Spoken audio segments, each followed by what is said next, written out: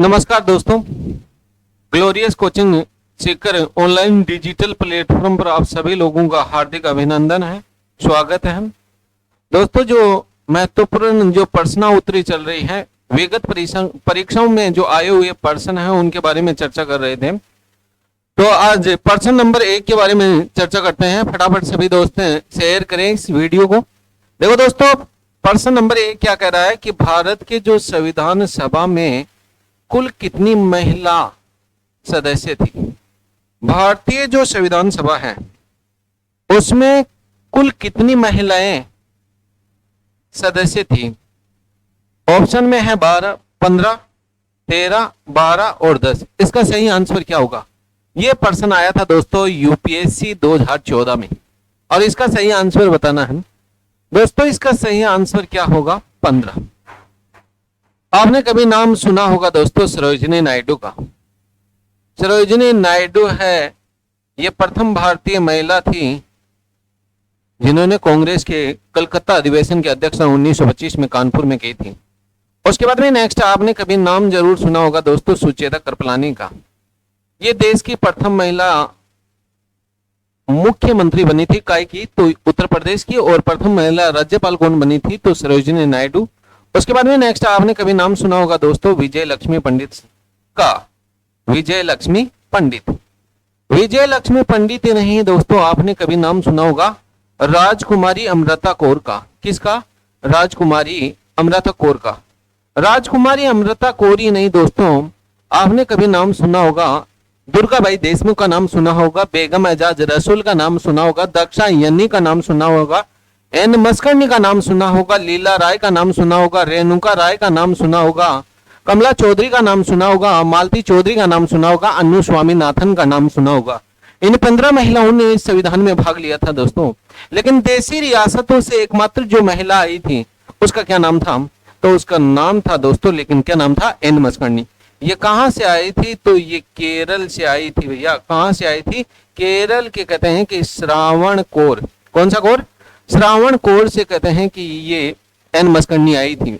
उसके बाद में नेक्स्ट तो पहला पर्सन कंप्लीट हुआ कि भारतीय संविधान सभा में कुल कितनी महिलाओं ने भाग लिया था।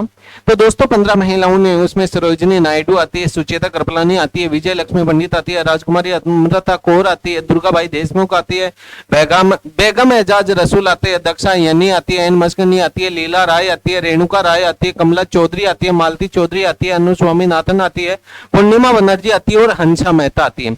इनमें से एकमात्र जो महिला देशी रियासत से आई थी उसका क्या नाम था? एन मस्कर्णी। और ये कहां से आई थी? केरल के श्रावण कोर से आई थी। उसके बाद में नेक्स्ट क्वेश्चन नंबर नेक्स्ट देखते हैं दोस्तों।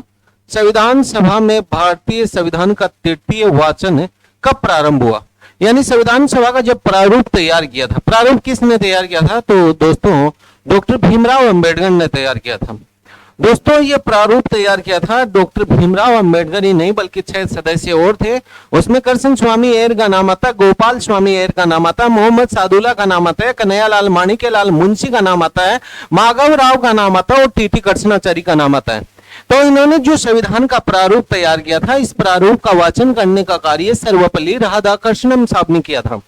अब उसका पहला जो प्रारूप हुआ था वो पहला प्रारूप कब हुआ था? तो 4 नवंबर दोस्तों 1948 से लेके कब तक चला था? 9 नवंबर 1948 तक चला था। 9 नवंबर 1948 तक ये पहला वाचन हुआ था। उसके बाद में दूसरा वाचन कब हुआ था? तो 15 नवंबर 1948 से लेके दोस्तों ये 17 अक्टूबर 1949 तक चला। ठीक है, दूसरा वाचन। तीसरा वाचन कब हुआ था? तो तीसरा वाचन हुआ था दोस्तों 14 नवंबर 1949 से लेके कब तक चला था? 26 नवंबर 1949 तक। और इस दिन हमारा संविधान बनकर क्या हो गया था दोस्तों? तैयार हो गया था। तो इसमें 14 नवंबर 1949 यानी तीसरा वाचन कब प्रारंभ हुआ था? तो 14 नवंबर 1949 को प्रारंभ हुआ था और ये कब तक चला? 26 नवंबर 1949 तक चला। दोस्तों यूं ही नहीं, इसी 26 नवंबर 1949 मार्ग शीर शुक्ला सप्तमी विक्रमी संवत 2006 को हमारा संविधान बनकर तैयार हो गया था। लेकिन दोस्तों लाहौर अधिवेशन के कारण 26 जनवरी 1950 को लागू हुआ। तो इसका सही आंसर क्या होगा? 14 नवंबर 1949। उसके बाद में नेक्स्ट प्रश्न नंबर 3 को देखते हैं दोस्तों। सूची 1 भारतीय संविधान के मध्य को सूची 2 जिस देश से अपनाया गया है के साथ सुमेलित कीजिए और सूचियों के नीचे दिए गए कोड का प्रयोग करते हुए सही उत्तर चुनिए। यह प्रश्न आया था दोस्तों IAS 2003 में। देखो जो राज्य के जो नीति निर्देशक तत्व हैं दोस्तों, ये राज्य के नीति निर्देशक तत्व किस देश की देन है? आयरलैंड की देन है। तो 3 इसमें भी आ रहा है और इसमें भी आ रहा है। उसके बाद में मूल अधिकार है वो किस देश की देन है? तो मूल अधिकार है मेरे दोस्तों ये किस देश की देन है? अमेरिका की देन है। तो इसका मतलब क्या आया? कितना आया? 5 आया 2 में, तो 2 में 5 यहां आ रहा है और यहां भी आ रहा है। ठीक है। उसके बाद में नेक्स्ट है संघ और राज्य संबंधित समवर्ती सूची। संघ और राज्यों के से संबंधित जो कानून बनता है वो समवर्ती सूची। समवर्ती सूची ली गई है, ये किस देश की देन है? ऑस्ट्रेलिया की। तो इसका मतलब सही आंसर क्या होगा? ये होगा। यानी उसके बाद में क्या पूछ रहा है? भारत राज्यों का संघ तथा संघ में अधिक शक्ति निहित है। यानी कहने का मतलब संघ और राज्यों के मध्य जो शक्तियों का जो बंटवारा है वो कहां से लिया गया है? तो कहां से लिया गया है? तो मेरे दोस्तों कनाडा से लिया गया है। इसका मतलब इसका सही आंसर क्या होगा? डी होगा। क्या होगा मेरे दोस्तों? डी।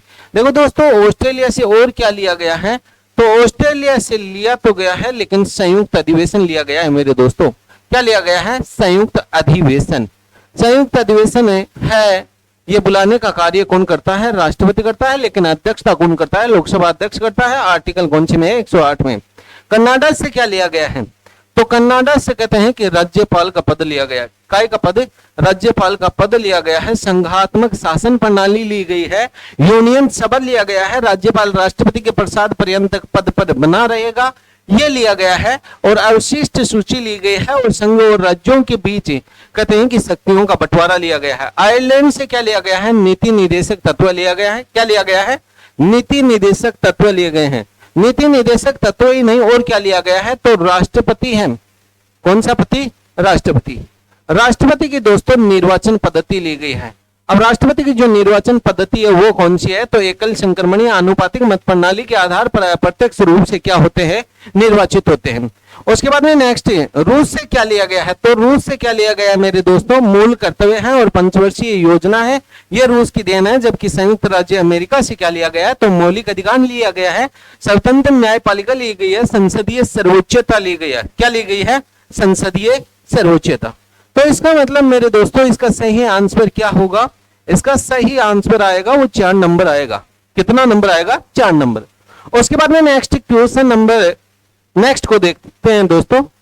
भारत के संविधान में अंतरराष्ट्रीय शांति और सुरक्षा की अभिव्यक्ति का कहां उल्लेख है? यह प्रश्न आया था IAS 2003 में। संविधान की उद्देशिका में यानी प्रस्तावना में। उद्देशिका का मतलब क्या है? प्रस्तावना। क्या प्रस्तावना में है? राज्य के जो नीति निर्देशक तत्व हैं उनमें है, या फिर मूल कर्तव्यों में है, या फिर 9वीं अनुसूची में है? दोस्तों 9वीं अनुसूची है। इसमें तो यह लिखा हुआ है कि साहब भू राजस्व व्यवस्था। कौन सी? भू राजस्व व्यवस्था। भू राजस्व व्यवस्था और जमींदारी व्यवस्था है, इन दोनों व्यवस्थाओं का क्या कर दिया गया है? अंत कर दिया गया है। इन दोनों व्यवस्थाओं का क्या कर दिया गया है? अंत कर दिया गया है। और दोस्तों इसमें किसको बढ़ावा देने की बात कही है? तो कृषि को बढ़ावा देने की बात कही गई है। किसको बढ़ावा देने की? कृषि को बढ़ावा देने की बात कही। मूल कर्तव्य है ये आपको बताइए कि संविधान के भाग 4 क में है। और आर्टिकल कौन सा आता है? तो आर्टिकल 51 का आता है। और मूल कर्तव्य ये किस देश की देन है? तो रूस की देन है। ठीक है। इसमें मूल कर्तव्य में कहने का मतलब ये जो अंतर्राष्ट्रीय शांति और सुरक्षा से संबंधित है कोई प्रावधान नहीं है, इसका मतलब ये भी नहीं होगा। उद्देशिका में क्या, उद्देशिका में है ऐसा, उद्देशिका में नहीं है, क्योंकि उद्देशिका में मेरे दोस्तों 3 प्रकार की न्याय का उल्लेख है, सामाजिक, आर्थिक और राजनीतिक न्याय, और 5 प्रकार की स्वतंत्रता का उल्लेख है, विचार, अभिव्यक्ति, धर्म, उपासना और विश्वास। और दोस्तों यूं ही नहीं, उसी में 2 प्रकार की समानता का उल्लेख है, अवसर और प्रतिष्ठा। इसका मतलब इसमें भी नहीं है। तो इसका सही आंसर क्या होगा? इसका सही आंसर होगा राज्य की नीति निर्देशक तत्व। दोस्तों अंतरराष्ट्रीय शांति व्यवस्था बनाए रखना, ये लिखा हुआ है, और ये कौन से आर्टिकल में लिखा हुआ है? आर्टिकल 51 में लिखा हुआ है। दोस्तों ये नीति निर्देशक तत्व, इसका प्रावधान है, वो कहते हैं कि आर्टिकल कहां से लेके कहां तक चलता है? 36 से लेके 51 तक चलता है। और संविधान के कौन से भाग में इसका उल्लेख है? तो संविधान के कौन से भाग में है? 4 में उल्लेख है। तो इसका मतलब इसका सही आंसर क्या होगा? तो 2 नंबर होगा। कितना नंबर होगा? 2 नंबर। उसके बाद में नेक्स्ट दोस्तों पर्सन नंबर नेक्स्ट को देखते हैं। कैबिनेट मिशन ने अपने सुझाव कब दिए थे? पहली बात तो कैबिनेट मिशन है मेरे दोस्तों, इस कैबिनेट मिशन का भारत आगमन कब हुआ था? तो कब आई थी ये कैबिनेट मिशन? ये आई थी 24 मार्च 1946 को। 24 मार्च 1946 को इस कैबिनेट मिशन का भारत आगमन हुआ था। अब इस कैबिनेट मिशन है, इसमें 3 कैबिनेट मंत्रियों का भारत आगमन हुआ था। एक का नाम पेंथिक लॉरेंस था, एक का नाम एवी अलेक्जेंडर था, और एक का नाम सर स्टेफोर्ड क्रिप्स था। अब ये आने के बाद इनको 16 अप्रैल 1946 को, मार्च में आए, 16 अप्रैल 1946 को इनको शिमला में बुला लिया गया। कहां बुला लिया गया? शिमला में। अब शिमला में आने के बाद मेरे दोस्तों जो cabinet mission Congress, cabinet mission Congress और मुस्लिम लीग,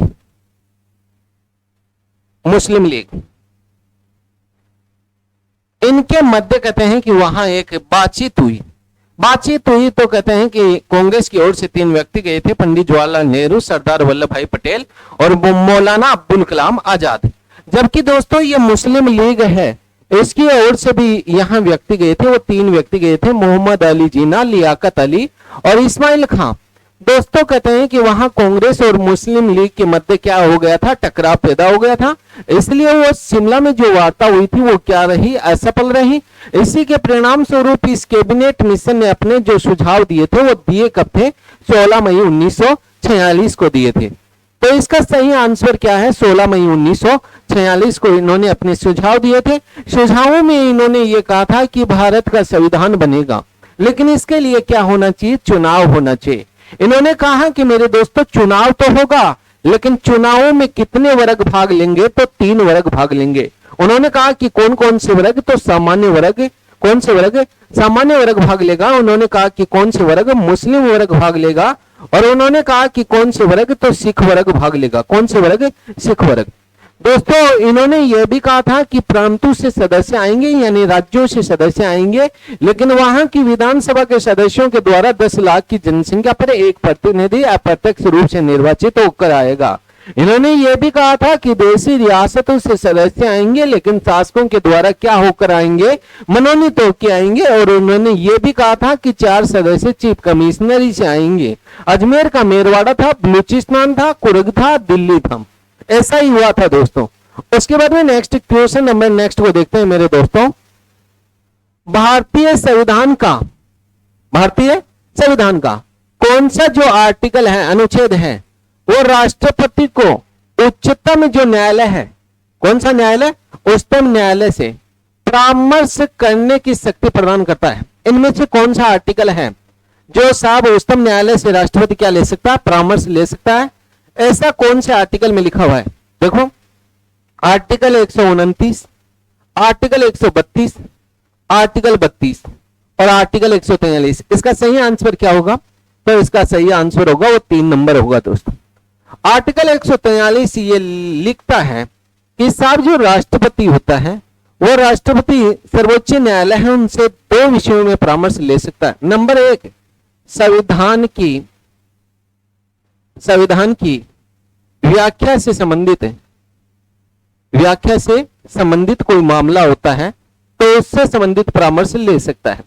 नेक्स्ट नंबर 2, सार्वजनिक महत्व से संबंधित कोई मामला होता है, सार्वजनिक महत्व से संबंधित कोई मामला होता है तो राष्ट्रपति है वो सर्वोच्च न्यायालय के न्यायाधीश से क्या ले सकता है, परामर्श ले सकता है। अब तक ऐसा हुआ है, अब तक कहते हैं कि सर्वोच्च न्यायालय है वो राष्ट्रपति को कितनी बार परामर्श दे चुका है, 15 बार परामर्श दे चुका है। दोस्तों पहले वाले जो मामले हैं, इस मामले में सर्वोच्च न्यायालय का जो मुख्य न्यायाधीश होता है, चीफ जस्टिस होता है, वो परामर्श देने के लिए बाध्य होता है, लेकिन दूसरे मामले में बाध्य नहीं होता है। नेक्स्ट कहते हैं कि दोस्तों यूं ही नहीं, दोनों ही मामलों में परामर्श मानना या न मानना ये राष्ट्रपति पर निर्भर करता है, यानी दोनों ही मामलों में राष्ट्रपति होता है वो स्वतंत्र होता है। इसका जो पहला उदाहरण देखने को मिला है वो 1951 में, 1951 में कहते हैं कि Delhi laws act, Delhi laws act. उसके बाद में नेक्स्ट कहते हैं कि दोस्तों यूं ही नहीं बल्कि 1991 में कावेरी जल विवाद को लेकर विवाद चला था, तो उससे संबंधित भी परामर्श मांगी गई थी, और 1993 में जो अयोध्या में बाबरी मस्जिद है उसको लेकर भी परामर्श ली गई थी, और 2011-12 में आपका एक घोटाला हुआ था 2G स्पेक्ट्रम घोटाला, तो उसको लेकर परामर्श मांगी गई थी। तो इसका मतलब क्या हुआ, इसका सही आंसर क्या आया, तो 3 नंबर होगा, यानी आर्टिकल कौन सा होगा, 143 होगा। उसके बाद में नेक्स्ट अगला क्वेश्चन की ओर देखते हैं मेरे दोस्तों।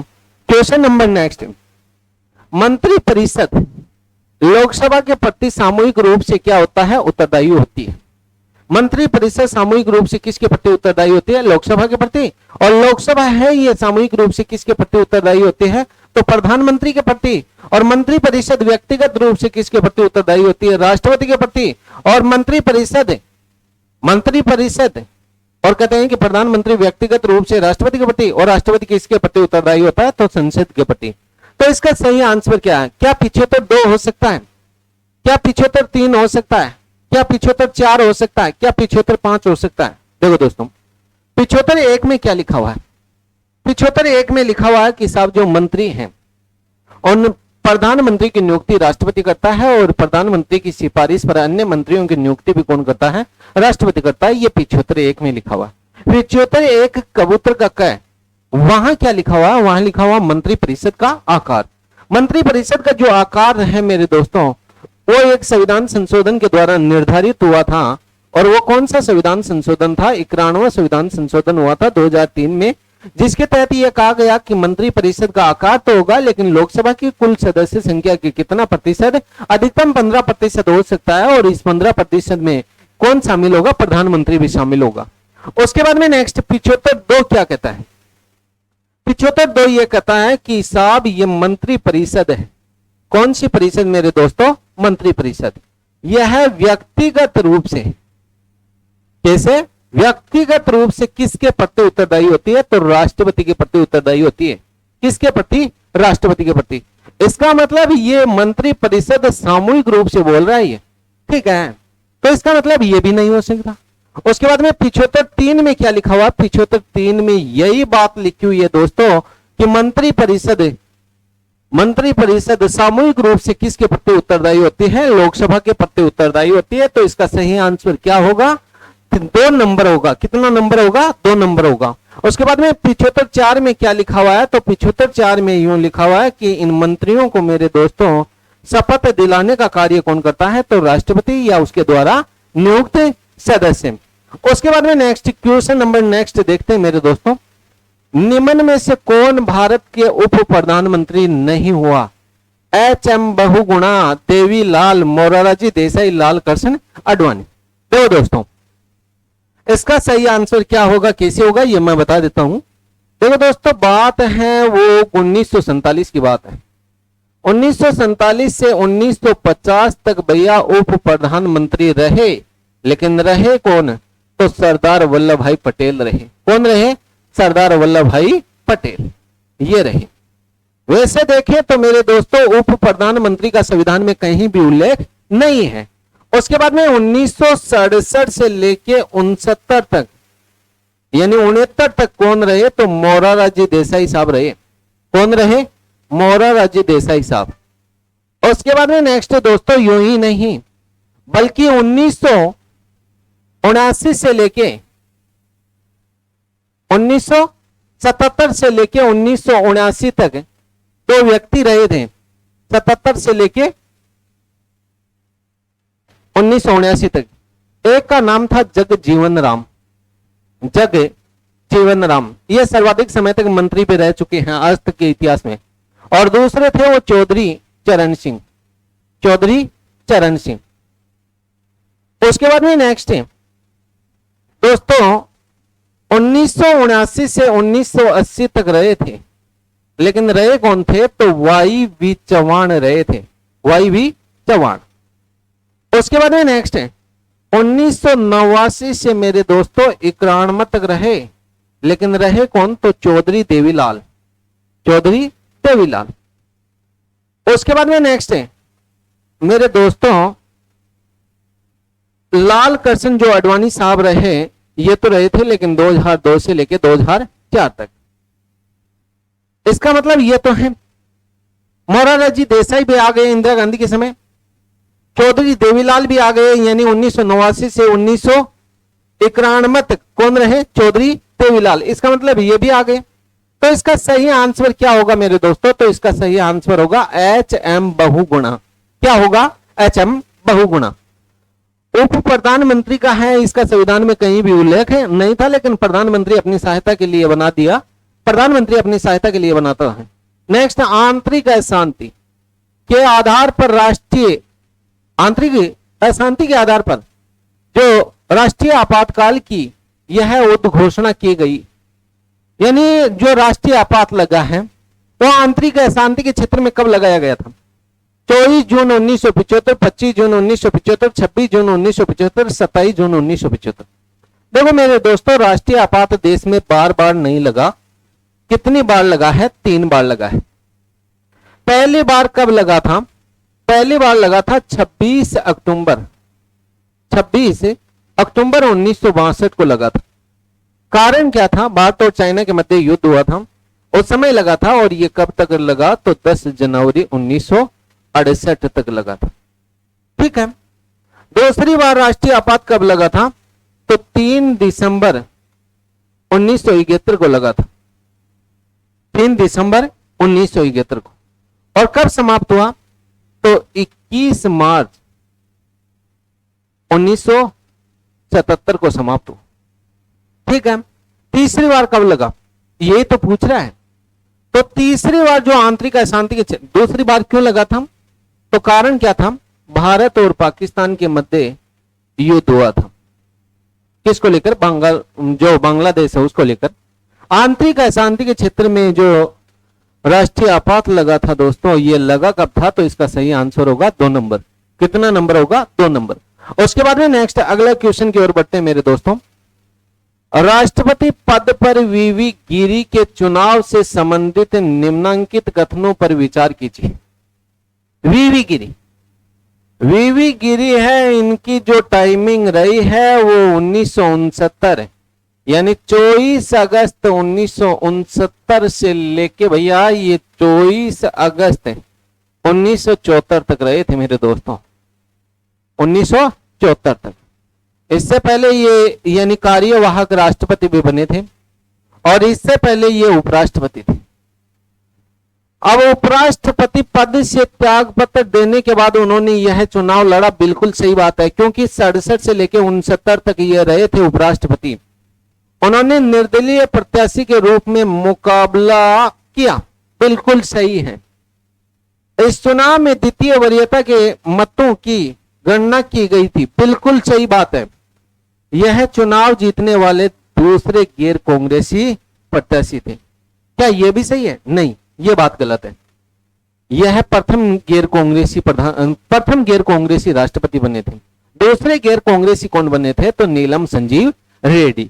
और क्या जानते हो इसके बारे में मेरे दोस्तों? इनको 1975 में भारत रत्न से सम्मानित किया गया। यह कार्यवाहक राष्ट्रपति, उपराष्ट्रपति और राष्ट्रपति तीनों ही रूप में कार्य किया था। इन्होंने राष्ट्रपति के चुनाव में किसको पराजित किया था? तो मेरे दोस्तों नीलम संजीव रेड्डी को पराजित किया था। किसको पराजित किया था? नीलम संजीव रेड्डी को पराजित किया था। ठीक है। नेक्स्ट क्वेश्चन नंबर, नेक्स्ट अगले क्वेश्चन की ओर ध्यान देते हैं दोस्तों। क्या पूछता है?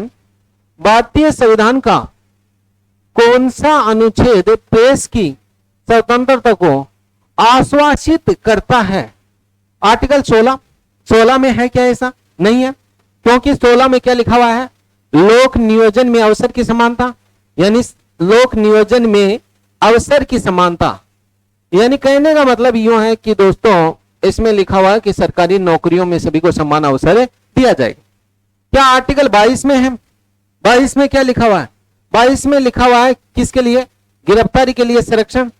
किसके लिए संरक्षण? गिरफ्तारी के लिए संरक्षण। नेक्स्ट आर्टिकल 21 में क्या लिखा हुआ है? इसमें लिखा हुआ है प्राण व दैहिक स्वतंत्रता का अधिकार। प्राण व दैहिक स्वतंत्रता का अधिकार।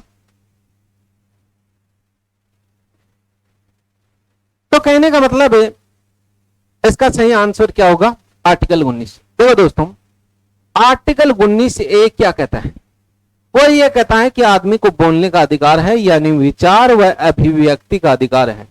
विचार व अभिव्यक्ति की स्वतंत्रता, ये लिखा हुआ है। उसके बाद में इसी 19(1) में क्या लिखा हुआ है? इसमें लिखा हुआ है प्रेस की स्वतंत्रता। काय की स्वतंत्रता? प्रेस की स्वतंत्रता, यानी जो मीडिया को स्वतंत्रता दी गई। इसी में लिखा हुआ है दोस्तों आंखों देखी हाल प्रदर्शित करने की स्वतंत्रता। आंखों देखी हाल प्रदर्शित करने की स्वतंत्रता। इसी में लिखा हुआ है मेरे दोस्तों, क्या लिखा हुआ है? विज्ञापन करने की स्वतंत्रता। क्या करने की? विज्ञापन करने की स्वतंत्रता। और इसी में लिखा हुआ दोस्तों राष्ट्रगान के समय चुप रहने की स्वतंत्रता। राष्ट्रगान के समय चुप रहने की स्वतंत्रता। और इसी में लिखा हुआ है मेरे दोस्तों राष्ट्र ध्वज फहराने की स्वतंत्रता। ये एक नवीन जिंदल विवाद हुआ था, उसमें सुप्रीम कोर्ट ने 2004 में फैसला दिया था कि प्रत्येक व्यक्ति को राष्ट्र ध्वज फहराने का क्या है? अधिकार है, स्वतंत्रता का अधिकार है। तो कहने का मतलब यह है आर्टिकल 19(1) के बारे में। तो इसका मतलब यह है कि आर्टिकल 19 है, इसी में लिखा हुआ है प्रेस की स्वतंत्रता, यानी मीडिया को क्या दी गई है? स्वतंत्रता दी गई है। उसके बाद में नेक्स्ट क्वेश्चन नंबर नेक्स्ट देखते हैं। जनजातीय सलाहकार परिषद के नियम बनाने का कार्य कौन करता है? पहली बात तो ये जनजातीय सलाहकार परिषद होती क्या है, क्यों किया जाता है इसका गठन, ठीक है। उसके बाद में देखते हैं। देखो दोस्तों, एक अनुसूची आती है, और अनुसूची कौन सी आती है? तो 5 आती है। संविधान का एक भाग आता है, और संविधान का कौन सा भाग आता है? 10। आर्टिकल कौन सा आता है? तो आर्टिकल 244 आता है। आर्टिकल 244(1) आता है। उसमें क्या लिखा हुआ है? उसमें यह लिखा हुआ है मेरे दोस्तों अनुसूचित जाति, अनुसूचित जाति और अनुसूचित जनजाति। अनुसूचित जाति और अनुसूचित जनजाति हैं, इनके क्षेत्रों का निर्धारण कैसे होता है? तो क्षेत्रों का निर्धारण होगा कैसे? सबसे पहले क्षेत्रों के बारे में मैं नहीं बताऊंगा, बल्कि बताएगा कौन? राज्यपाल। राज्यपाल के द्वारा अनुसूचित जाति और अनुसूचित जनजाति के क्षेत्रों की क्या एक रिपोर्ट तैयार की जाती है, और ये रिपोर्ट भेजेगा किसके पास? तो राज्यपाल साहब हैं, ये किसके पास भेजेंगे? राष्ट्रपति के पास भेजेंगे। राज्यपाल की लिखित रिपोर्ट पर, राज्यपाल की लिखित रिपोर्ट पर राष्ट्रपति के द्वारा अनुसूचित जाति और अनुसूचित जनजाति के क्षेत्रों का क्या किया जाता है? निर्धारण किया जाता है। और ये मैं नहीं कहता, बल्कि आर्टिकल कौन सा कह रहा है? 244(1) कह रहा है। संविधान का कौन सा भाग कह रहा है? 10 कह रहा है। अनुसूची कौन सी कह रही है? 5 कह रही है। इन जनजातियों के विकास के लिए एक जनजातीय सलाहकार परिषद का गठन किया जाता है। इस परिषद में कोई ज्यादा सदस्य नहीं, ओनली 20 सदस्य होते हैं। लेकिन इन परिषद के सदस्यों के लिए जो नियम बनाने का कार्य कौन करता है? राज्यपाल करता है मेरे दोस्तों। कौन करता है? राज्यपाल करता है। और दोस्तों ऐसा हुआ है, क्या हुआ है? इसके जो उदाहरण देखने को मिलता है मेरे दोस्तों, वो आपने कभी नाम जरूर सुना है हिमाचल प्रदेश का, नाम जरूर सुना है गुजरात का, नाम जरूर सुना है राजस्थान का, नाम जरूर सुना है मध्य प्रदेश का, नाम जरूर सुना होगा महाराष्ट्र का, नाम जरूर सुना होगा छत्तीसगढ़ का, नाम जरूर सुना होगा झारखंड का, नाम जरूर सुना होगा उड़ीसा का, नाम जरूर सुना होगा आंध्र प्रदेश का, और नाम तो सुना होगा मेरे दोस्तों लेकिन तेलंगाना का। ऐसा कहते हैं कि इन राज्यों में हुआ है। उसके बाद में नेक्स्ट क्वेश्चन नंबर नेक्स्ट को देखते हैं। प्रश्न नंबर 13, चिकित्सा केंद्र किस सूची का विषय है? जो हॉस्पिटल है वो कौन सी सूची का विषय है? राज्य सूची का, संघ सूची का, समवर्ती सूची का, अवशिष्ट सूची का? इसका सही आंसर बताने की कोशिश करना। देखो दोस्तों, इसका सही आंसर क्या होगा? 1 नंबर, राज्य सूची का विषय। अब राज्य सूची में कौन कौन से विषय आते हैं? नंबर 1, ये प्रश्न पूछा था अभी आया था भैया कि कृषि है वो कौन सी सूची का विषय है? राज्य सूची का। क्या? कृषि। जितने भी प्रकार के पालन होते हैं भैया, पशुपालन, मत्स्य पालन, कौन से पालन? मत्स्य पालन। ये कौन सी सूची के विषय के अंतर्गत आते हैं? राज्य सूची के विषय के अंतर्गत। आपकी जो पुलिस है वो कौन सी सूची का विषय है? राज्य सूची का विषय है। आपकी जो जेल आती है, कारागार आती है, वो कौन सी सूची का विषय है? राज्य सूची का।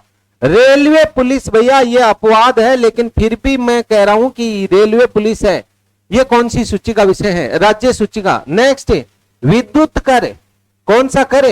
विद्युत कर, बिजली पर जो टैक्स लगता है वो कौन सी सूची का विषय है?